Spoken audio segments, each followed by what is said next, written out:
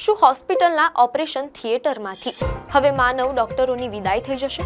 જાણો ઇતિહાસમાં પહેલીવાર બનેલી એક ચોંકાવનારી ઘટના વિશે. ચાઇનીઝ રોબોટ્સ સર્જીએ કેવી રીતે પાર પાડ્યું ગંભીર ઓપરેશન. બે રોબોટ્સે સફળતાપૂર્વક ઓપરેશન તો પાર પાડ્યું, પણ આ પ્રયોગ પાછળની અસલી કહાની શું છે? નમસ્કાર દર્શક મિત્રો, ધ લોકસત્તા શોમાં આપનું સ્વાગત છે.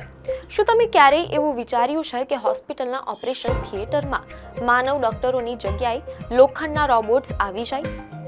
મેડિકલ ઇતિહાસમાં પહેલીવાર કંઈક એવો જ ચમત્કાર થયો છે, જ્યાં બે હ્યુમનોઇડ રોબોટ્સે ઓપરેશન ટેબલ સંભાળીને આખી સર્જરી પાર પાડી દીધી છે. સાયન્સ ફિક્શન ફિલ્મોની વાર્તા હવે હકીકત બની ચૂકી છે. સાંભળવામાં આ કોઈ સાયન્સ ફિક્શન ફિલ્મની વાર્તા લાગે, પરંતુ મેડિકલ સાયન્સના ઇતિહાસમાં આ ચમત્કાર હકીકતમાં બની ચૂક્યો છે. દુનિયામાં પહેલીવાર બે હ્યુમનોઇડ રોબોટ્સે એટલે કે માણસ જેવા દેખાતા રોબોટ્સે મળીને એક જટિલ સર્જરીને સફળતાપૂર્વક અંજામ આપ્યો છે. આ રોબોટ્સે કોઈ પણ ભૂલ વગર અંગોને કાપ્યા, ટીસ્યુ હટાવ્યા અને શરીરની અંદરથી પિત્તની થેલી એટલે કે ગોલ બ્લેડરને સુરક્ષિત બહાર કાઢી લીધું. પણ આ ઓપરેશન કોનું થયું? આ રોબોટ્સ કોણે બનાવ્યા? અને શું આ ટેકનોલોજી આવનારા સમયમાં આપણી હોસ્પિટલમાંથી ડોક્ટરોની જરૂરિયાતને ઓછી કરી નાખશે? આજે આ વિડીયોમાં આપણે જાણીશું આ ઐતિહાસિક સર્જરીની ઇનસાઇડ સ્ટોરી. મેડિકલ જગતના ઇતિહાસમાં 8 જુલાઈનો દિવસ સુવર્ણ અક્ષરે લખાશે. મીડિયા અહેવાલોમાંથી જાણવા મળેલ છે કે સાયન્સ જર્નલ નેચરમાં છપાયેલા એક અહેવાલ મુજબ વિજ્ઞાનીઓએ પહેલીવાર હ્યુમનોઇડ રોબોટ્સ પાસે એક લાઈવ લેપ્રોસ્કોપિક સર્જરી કરાવી છે. આ ઓપરેશન દરમિયાન બે રોબોટ્સે સાથે મળીને કામ કર્યું. તેમણે અત્યંત સાવધાનીપૂર્વક ટીસ્યુને હટાવ્યા, સર્જિકલ ક્લિપ લગાવી અને લીવર બેડને નુકસાન પહોંચાડ્યા વગર ગોલ બ્લેડરને સફળતાપૂર્વક બહાર કાઢી લીધું. પરંતુ મિત્રો, આ ક્રાંતિકારી પ્રયોગમાં બે મોટી વાતો ધ્યાન આપવા જેવી છે. પહેલી એ કે જે દર્દીનું ઓપરેશન કરવામાં આવ્યું તે કોઈ માણસ નહીં પણ એક સુઅર એટલે કે પીગ હતું, જેના શરીરની અંતરની રચના માનવ શરીરને ઘણી મળતી આવે છે. અને બીજી મોટી વાત એ કે આ રોબોટ્સ પોતાની મેળે ઓટોમેટિક કામ નહોતા કરી રહ્યા, પરંતુ બેક સ્ટેજમાં બેઠેલા એક્સપર્ટ માનવ સર્જન્સ તેમને સંપૂર્ણ રીતે કંટ્રોલ કરી રહ્યા હતા. મીડિયા અહેવાલોમાંથી જાણવા મળેલ છે કે આ અદ્ભુત પ્રયોગ અમેરિકાની પ્રખ્યાત યુનિવર્સિટી ઓફ કેલિફોર્નિયા સેન ડિએગોની રિસર્ચ ટીમ દ્વારા કરવામાં આવ્યો હતો. સૌથી આશ્ચર્યની વાત એ છે કે આ ઓપરેશન માટે વિજ્ઞાનીઓએ કરોડો રૂપિયાનો કોઈ ખાસ મેડિકલ રોબોટ તૈયાર નથી કર્યો.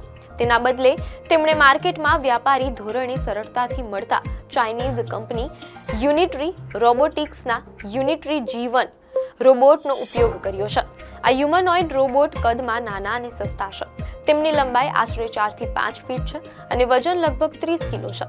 વિજ્ઞાનીઓની ટીમે આ રોબોટ્સના હાથમાં મેડિકલ ટૂલ્સ ફિટ કર્યા અને તેમાં ખાસ 3D લીડર સેન્સર અને ડેપ્થ કેમેરા ઇન્સ્ટોલ કર્યા, જેથી તે ઓપરેશન વખતે બારીકાઈથી જોઈ શકે. વિજ્ઞાનીઓએ આ રોબોટ્સ જોડીને પ્રેમથી નામ આપ્યું છે સર્જી. મીડિયા રિપોર્ટ અનુસાર આ પ્રી ક્લિનિકલ ટ્રાયલ દરમિયાન બે અલગ અલગ ઓપરેશન કરવામાં આવ્યા હતા.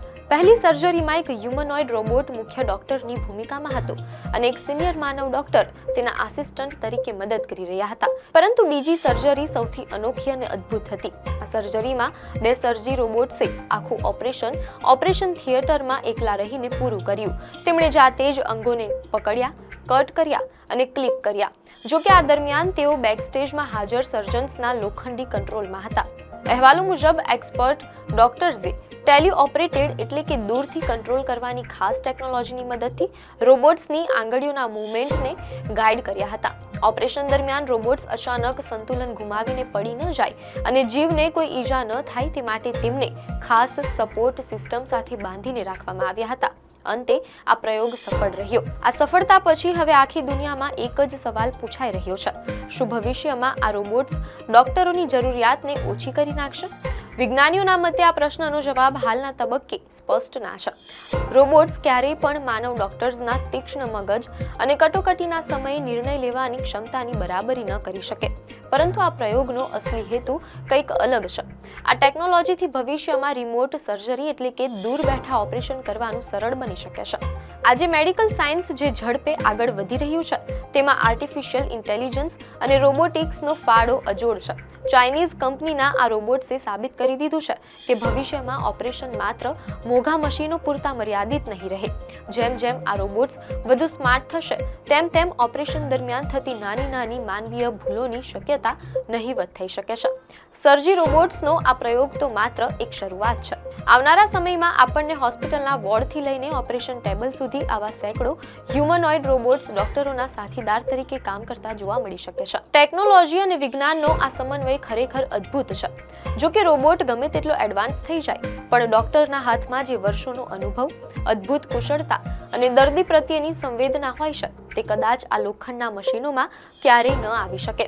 છતાં અંતરિયાળ વિસ્તારોના ગરીબ દર્દીઓ માટે આ ટેકનોલોજી કોઈ વરદાનથી કમ સાબિત નહીં થાય. આપને માહિતી સારી લાગી હોય તો વિડીયોને લાઈક અને શેર કરજો. ચેનલને સબસ્ક્રાઇબ કરજો.